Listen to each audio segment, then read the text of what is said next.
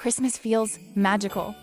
But the truth behind it is way crazier than the movies. Ever wondered why we chop down trees, hang lights, or wait for a flying man in red to break into our houses? The truth?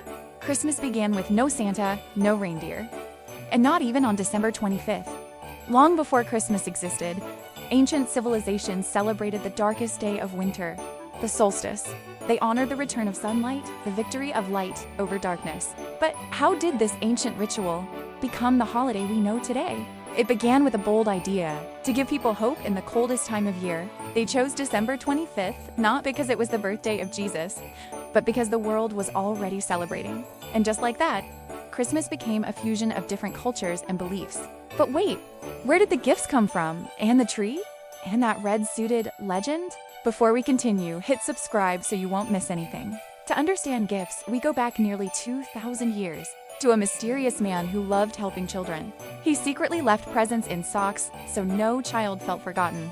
But over time, his story got bigger. And so did his powers. Different cultures added their own ideas. A jolly laugh here, flying animals there, and suddenly, Santa Claus was born. But he wasn't the Santa you know yet. He only turned bright red when artists and advertisers chose that color to make him iconic. And believe it or not, Santa didn't always use reindeer. So why reindeer? Because in the far north, they were the only animals strong enough to carry Christmas magic through snow and sky. But one reindeer would someday steal the spotlight. With a light so bright it changed Christmas forever, but Rudolph wasn't part of the story. Not yet. He was created for one simple reason: to help a shy copywriter sell a children's book.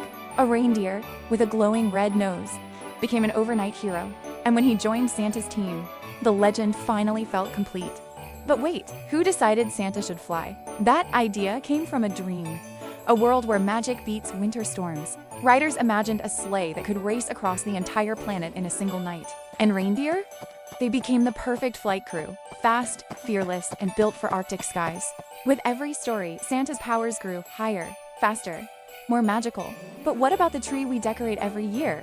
That tradition has the wildest story of all.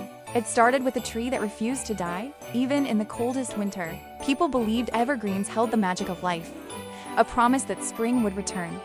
So they brought the tree inside their homes as a celebration of hope. But the tree still needed something, a spark of true Christmas magic. Then came the idea to make it glow like the stars. It was dangerous, but breathtaking. And when electricity arrived, the tree lit up the world. Soon, every home wanted a shining tree of joy. Which Christmas tradition surprised you the most?